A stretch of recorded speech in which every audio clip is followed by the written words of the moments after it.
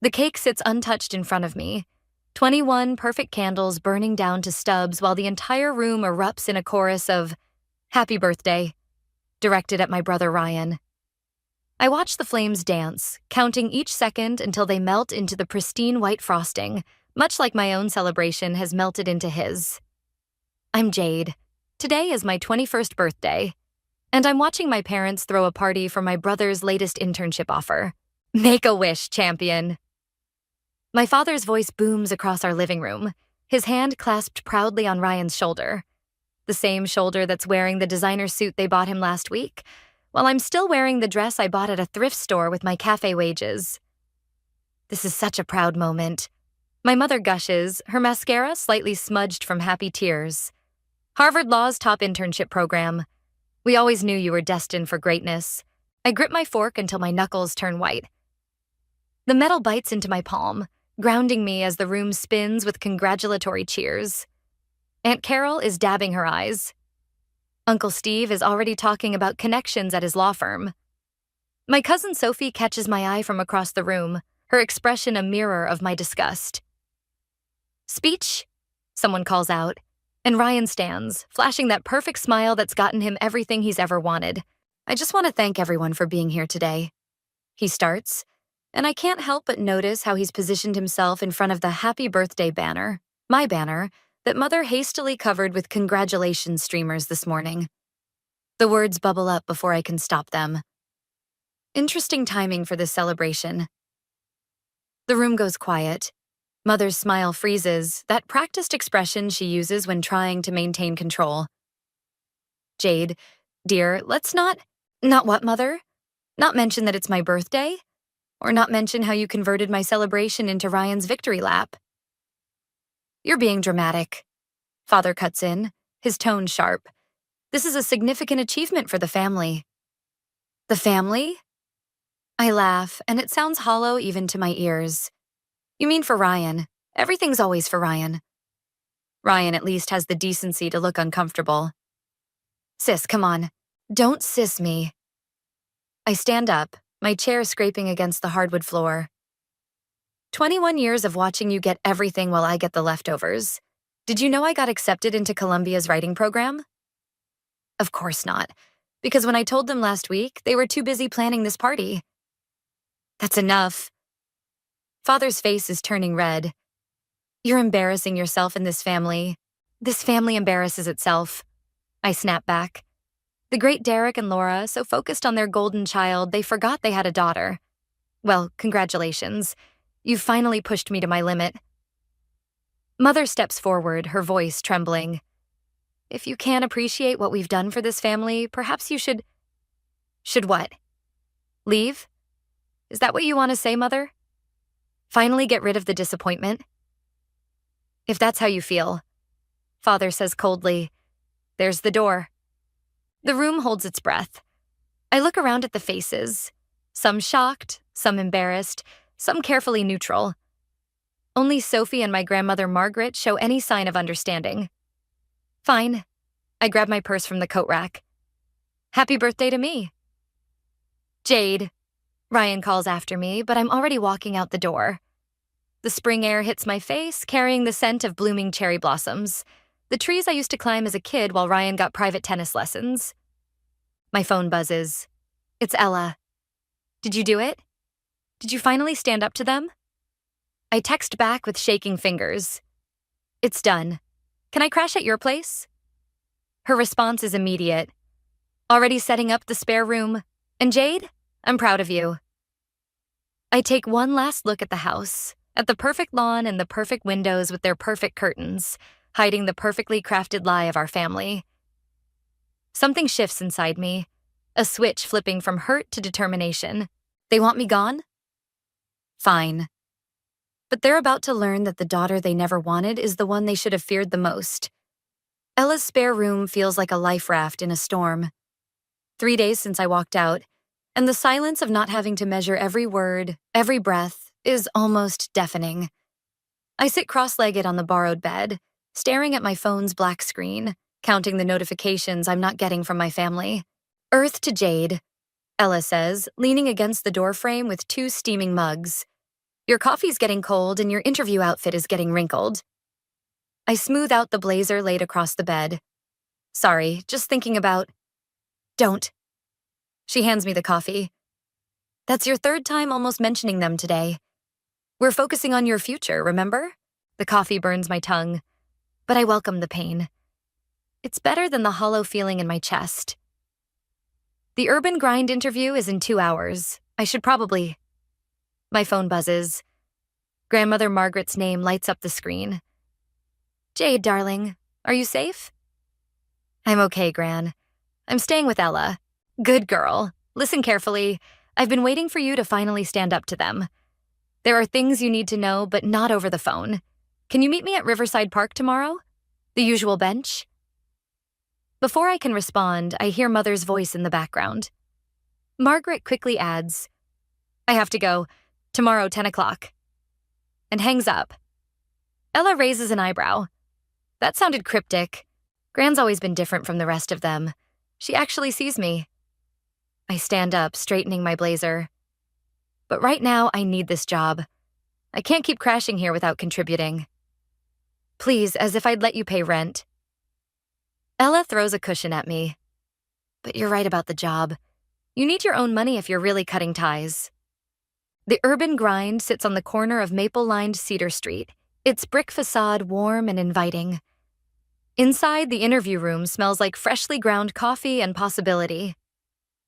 Your application is impressive, the manager, Sarah, says, but there's a gap in your references. No family contacts? I meet her eyes steadily. I prefer to keep my professional and personal life separate. She nods, something knowing in her expression.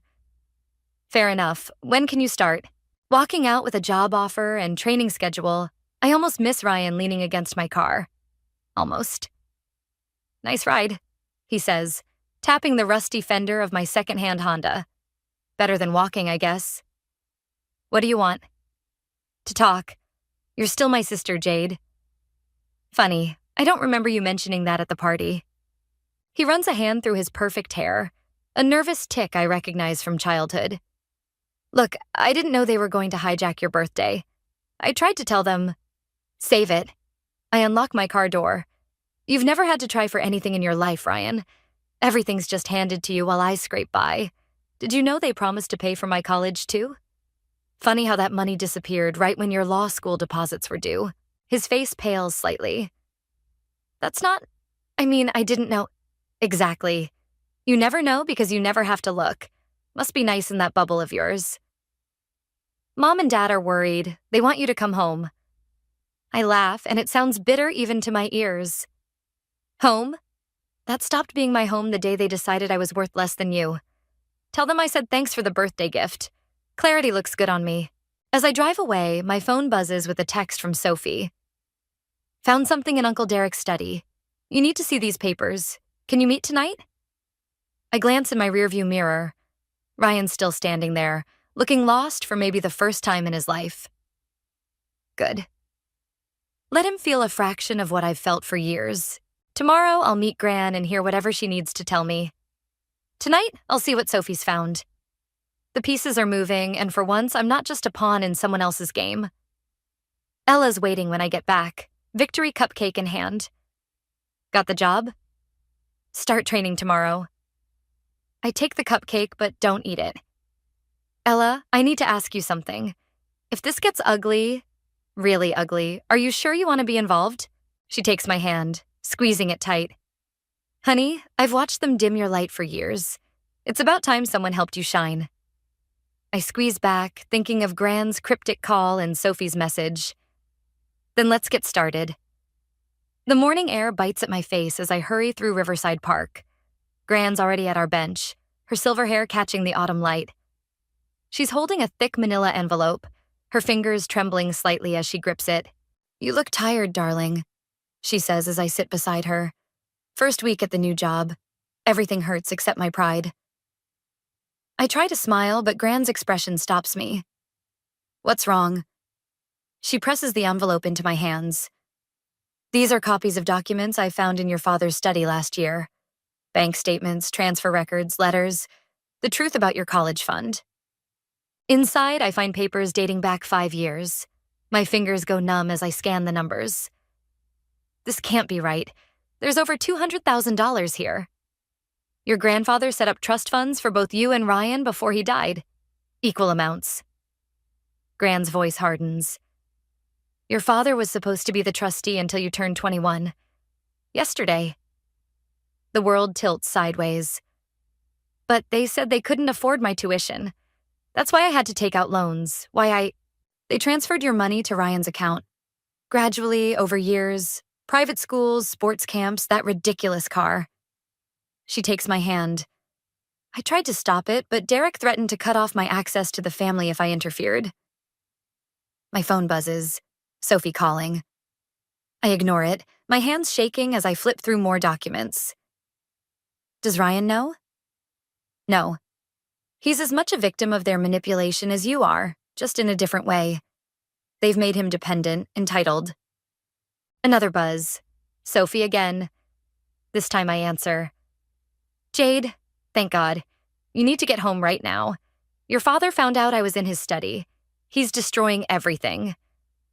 My heart stops. What do you mean, destroying? Papers, files, everything. He knows someone's been looking into the accounts. He's in a complete panic. Gran grabs my arm. Go, now. I'll make copies of these. I drive like a woman possessed, reaching my parents' house in record time. Sophie meets me at the side door, her face pale. They're in the study. Your mom's trying to calm him down, but a crash from upstairs cuts her off. We race up together, finding the study door locked. Open this door. I pound on the wood. I know what you did with my trust fund. Silence falls inside. Then my father's voice, eerily calm. You don't understand anything, Jade. I understand enough. $200,000, Dad. My future. You stole it. We invested it in your brother's future.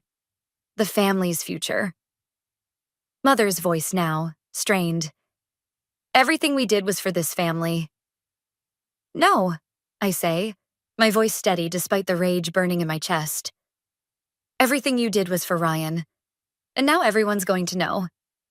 The door flies open. Father stands there, papers scattered around him, a wastepaper basket smoldering with half-burned documents.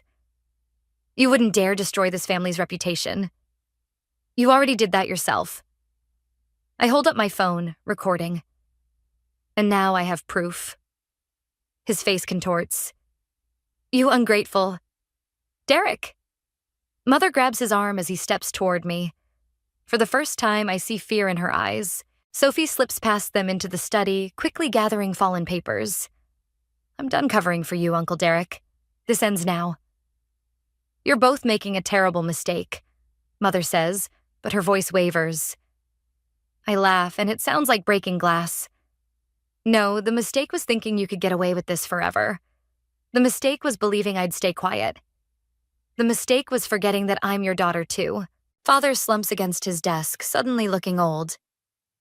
You don't understand what pressure we were under. Ryan's future? Save it for the lawyers. I turn to leave, then pause. Oh, and happy birthday to me. Finally got my inheritance after all. Outside, Sophie hands me the salvaged papers, her hands shaking. What now? My phone buzzes with a text from Gran. Document safe. Your grandfather would be proud. Now, I say, watching my parents' silhouettes in the study window. We make them face everything they tried to burn away. And we do it together. The autumn wind whips around us, carrying away the smell of burned paper and lies. For the first time since my birthday party, I feel truly, completely alive. The annual family reunion invitation sits on Ella's coffee table like a loaded gun. I've been staring at it for an hour, the gold embossing catching the afternoon light. This year's host? Ryan. It's perfect, Sophie says through my phone's speaker. Everyone will be there. The whole family will have to face what they did. I trace the embossed letters. Ryan's hosting at the lake house. That's where your grandfather signed the trust documents. Gran finishes, her voice joining Sophie's on the conference call. Derek won't expect you to know that detail. My hands shake as I pull out the trust fund papers. Have either of you told Ryan anything? He came by yesterday, Gran says, hesitating. He's different. Asked about you. About why you really left. The doorbell rings. I freeze, but Ella's already opening it. Ryan stands there, looking uncertain in a way I've never seen before. Can we talk? He glances at my phone. Alone? I end the call, nodding to Ella as she slips into her bedroom. Ryan sits across from me, his eyes falling on the papers spread across the table. I found some interesting documents in Father's study, he says quietly. About my car, my schools, your missing college fund. How much do you know? Enough to make me sick. He runs his hands through his hair, that nervous tick again. I swear, Jade, I had no idea. I thought they were just better off than they let on. They were, with my money. I'll pay it back, all of it. I've already talked to my bank about... This isn't about the money anymore. I meet his eyes. This is about years of lies. About them making you their golden child while treating me like I didn't exist. About them burning evidence when they realized I knew. He picks up the reunion invitation. That's why I'm hosting. I want you there, Jade. Help me make this right. Make it right? I laugh, but it catches in my throat. You can't just write a check and fix this. No, but I can help you expose them. His voice drops. Father's been moving money around, not just yours. There are other accounts, other families involved. Aunt Carol's kids' inheritance, Uncle Steve's business loans. My heart stops. How deep does this go? Deep enough to destroy him. To destroy them both. He pulls out his phone, showing me screenshots of bank statements. The lake house party? It's not just a reunion. Father's planning to announce his retirement, hand everything over to me. His company, his reputation, his secrets. I study my brother's face, looking for any trace of manipulation. Why are you showing me this? Because you're my sister. Because I was too blind to see what they were doing to you. Because... He swallows hard. Because I need your help to stop them before they do this to anyone else. The invitation seems to pulse with new meaning. The whole family will be there. Everyone they've ever stolen from. Everyone they've lied to. Ryan's hands clench. Help me end this, Jade. Not just for you. For all of us. I stand, walking to Ella's window. The street below is filling with evening traffic. People heading home to their normal families, their uncomplicated lives. If we do this, I say finally, we do it my way. No warnings, no chances for them to hide more evidence. Agreed. Ryan stands too. But Jade, there's something else you should know. About Grandmother Margaret. My stomach drops. What about her? She didn't just find those documents last year. She's been tracking their schemes for decades, and... He hesitates. She has proof that this started before we were even born. With our real inheritance. The one our grandfather never meant for Father to control. The pieces click together. Gran's careful questions over the years, her subtle support, her determination to keep me independent. The reunion's in 2 weeks, Ryan says, heading for the door. Whatever you decide, I'm done being their puppet. After he leaves, Ella emerges. Well? I pick up the invitation, feeling its weight. Call Sophie and Gran. We need to move faster than we planned. Are you sure about trusting Ryan? I think about his nervous tick, his screenshots, the sick look in his eyes. No, but I'm sure about one thing. This just got bigger than revenge. The invitation catches the last ray of sunlight, glinting like a blade. The lake house looms ahead as I drive up the winding road, its windows reflecting the setting sun like warning signals. 3 days until the reunion, and my hands won't stop shaking. Ryan's car is already parked out front, along with Gran's old Mercedes. I find them in the study, surrounded by papers and laptops. Gran looks up first, her face tight with worry. It's worse than we thought, darling. Ryan turns his laptop toward me. Father's been moving money through shell companies for years, not just family funds, Corporate accounts, client trusts, everything. The screen shows a maze of transactions, each one leading back to familiar names. Aunt Carol's children's college funds, Uncle Steve's failed business loans, Cousin Thomas's medical care money. He's built his entire empire on stolen futures, Gran says quietly. Your grandfather suspected but could never prove it. My phone buzzes. A text from Sophie. Uncle Derek just left our house. He knows something's wrong. Be careful. We need to move faster, Ryan says, running his hands through his hair. He's already started transferring assets overseas. Once that's done, he'll disappear with everything, I finish, including the proof. Gran touches a stack of old letters. There's something else. Your mother, she's not just complicit. She's been the architect of all this. The accounting, the cover-ups, the manipulations, they're all in her handwriting. The room spins slightly. I grip the back of a chair, feeling the smooth wood under my fingers. All those times she pushed me aside. She wasn't just favoring Ryan. She was protecting their scheme. Jade. Ryan's voice is strange. There's more. Look at this. He hands me a document, dated 21 years ago. My birth certificate, with an attached insurance policy. A life insurance policy. In Mother's name. She took it out the day you were born. Gran whispers. $5 million. Payable only if I died before 21. The words taste like ash. That's why they threw Ryan's party on my birthday. They were celebrating that the policy expired. That they didn't have to. The study door slams open. Mother stands there, her perfect makeup not quite hiding her fury. What are you doing here? Laura. Gran starts, but Mother cuts her off. You've poisoned them against us, haven't you, Margaret? Filled their heads with lies about their father? The only lies here are yours, I say, holding up the insurance policy. Were you disappointed when you didn't get to cash this in? Something flickers in her eyes. Not guilt, but frustration. You don't understand what it takes to build something lasting. To secure a legacy. By betting on your daughter's death? Ryan stands, his face pale. By stealing from our entire family? Everything we did was for you, Ryan. For your future. She steps forward, reaching for him. We can still protect that future. Together. Just help me gather these papers and we can... Stop. My voice doesn't shake anymore. Every word you say just proves what you really are. What you've always been. And what's that? Her smile is razor sharp. A monster who saw her children as investments. Nothing more. She laughs, and it sounds like breaking glass. Oh, darling, you have no idea what real monsters look like. But you will. She pulls out her phone. Derek, they're here. All of them.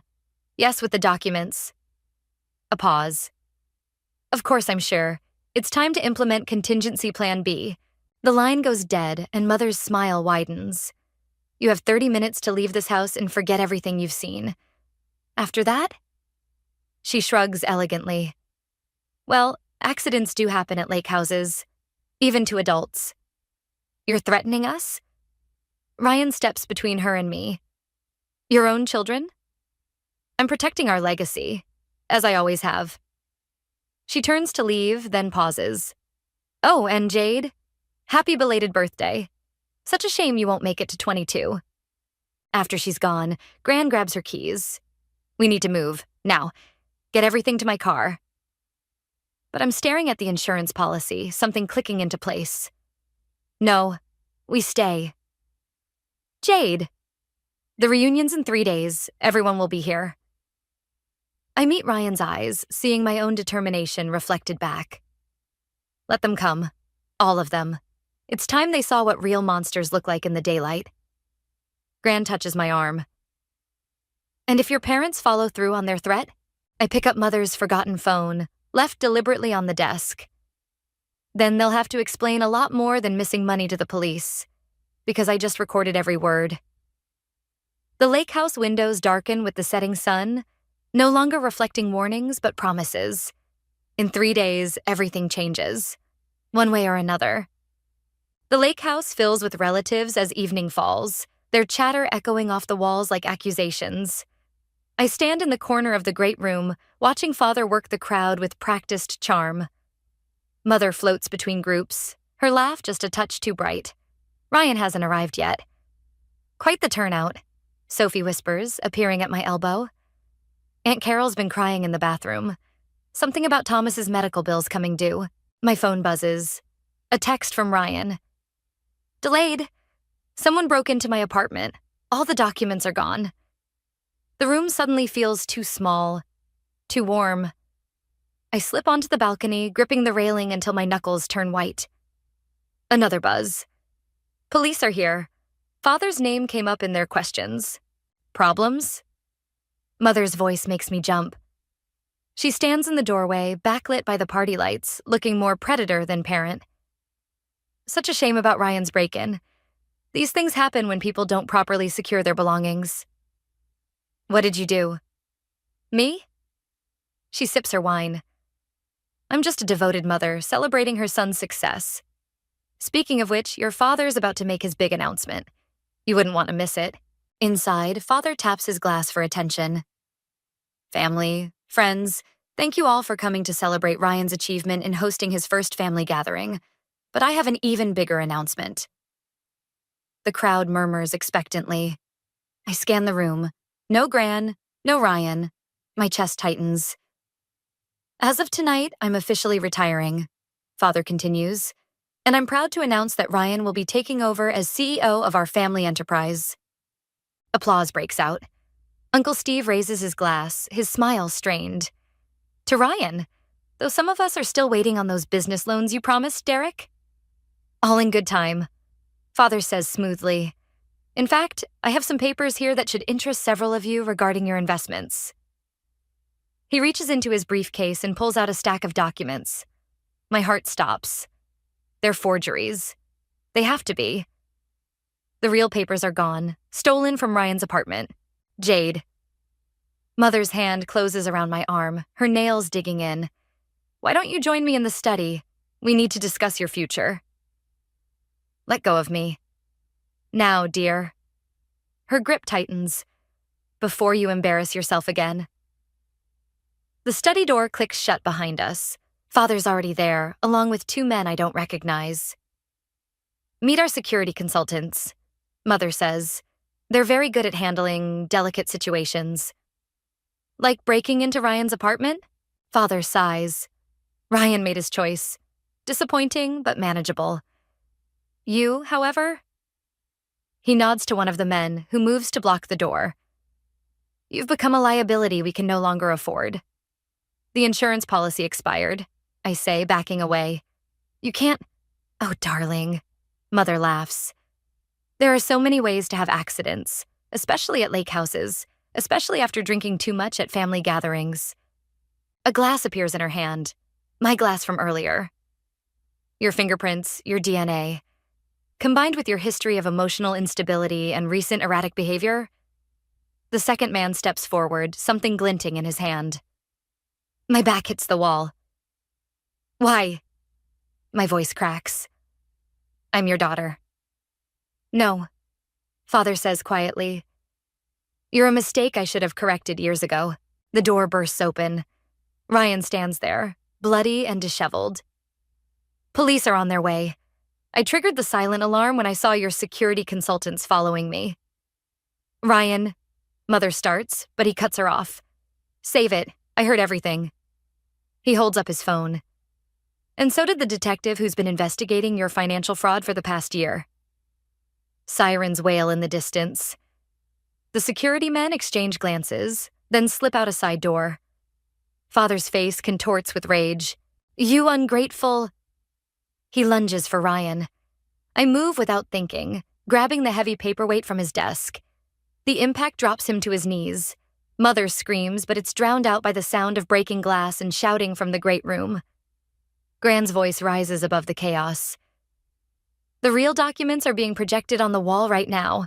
Every transaction, every theft, every lie. Father struggles to his feet, blood trickling from his temple. You've destroyed everything. No, I say, my voice steady despite my shaking hands. You did that yourself. Years ago, when you decided money was worth more than your children's love. The sirens grow louder. Mother backs away, her perfect mask finally cracking. Derek, the offshore accounts are frozen, Ryan finishes, along with everything else. Blue lights flash through the windows as police cars fill the driveway. I look at my parents, really look at them, and feel nothing but pity. Happy retirement, Father, I say, and walk out to face whatever comes next. The great room erupts into chaos as the projector displays decades of financial records across the wall. Aunt Carol collapses into a chair, Uncle Steve hurls his glass across the room, and cousins I haven't spoken to in years start shouting all at once. Father stands frozen at the front of the room, his retirement speech forgotten. Mother's perfect smile cracks like thin ice. Those documents are fabricated, she announces, but her voice wavers. This is nothing but a desperate attempt by our jealous daughter to... To what, Mother? Tell the truth? I step forward, Ryan at my side. About how you stole from everyone in this room? About the life insurance policy you took out on me? About how you were willing to kill your own daughter tonight to keep your secrets? The room falls silent. Even the police officers who just entered pause, hands on their weapons. Everything we did. Father starts, then stops as Gran walks in, carrying a familiar leather briefcase. Is that what you told yourself, Derek? When you forged your father's signature on those trust documents? She opens the briefcase, pulling out yellowed papers. Or when you and Laura orchestrated my husband's accident after he threatened to expose you? Mother's composure shatters. You can't prove... Actually, she can. Ryan's voice is steel. Grandfather's original autopsy report, the one you buried, the one showing poison in his system. Father lunges for the briefcase, but the police are faster. As they read him his rights, he locks eyes with me. You ungrateful child, he spits. We gave you everything. No. My voice doesn't shake anymore. You took everything. My inheritance, my education, my childhood. You even tried to take my life. We were protecting the family legacy. Mother shrieks as an officer approaches her. Everything was for this family. Was it? I gesture to the room, to the devastated faces of our relatives. Look around, Mother. Look at all the lives you've destroyed. The children who couldn't afford college, Thomas's medical bills, Uncle Steve's failed business. All so you could build Ryan into your perfect heir. I never wanted that. Ryan steps forward. I never wanted any of it. Mother's face twists. Then you're as weak as she is. All our sacrifices wasted on... Sacrifices? I laugh, and it sounds like breaking chains. You sacrificed nothing. You stole, you lied, you murdered. And for what? To feel powerful? To play God with other people's lives? You don't understand what it takes to build something lasting. Father says, echoing Mother's words from earlier. But now they sound hollow, desperate. I understand perfectly. I pull out my phone, playing the recording of their threats in the study. I understand that you're not parents. You're not even human. You're just empty shells so afraid of losing control that you destroy your own children to keep it. As the police lead them away, Mother turns back one last time. This isn't over, Jade. Families like ours don't air their dirty laundry. No one will believe. Everyone already believes. Sophie points to the windows where news vans are pulling up. The whole story's going live right now. Every transaction, every threat, every crime. Father slumps in defeat, but Mother struggles against the officers. You've destroyed everything. No, Mother. I watch as they're led away, feeling nothing but a profound emptiness. I've set everyone free, including myself. The room buzzes with shocked conversations and legal discussions. Aunt Carol hugs me, crying about finally being able to send her kids to college. Uncle Steve talks with the detective about recovering his stolen funds. Thomas's mother thanks me through tears. Ryan touches my arm. You okay? I don't know. I look around at the wreckage of our family's facade. Are any of us? We will be. Gran appears beside me, her eyes fierce with pride. Your grandfather would be proud, darling. You've done what he couldn't, exposed the truth. The truth, I repeat, tasting the word. It feels different now, less like revenge and more like justice. What happens next?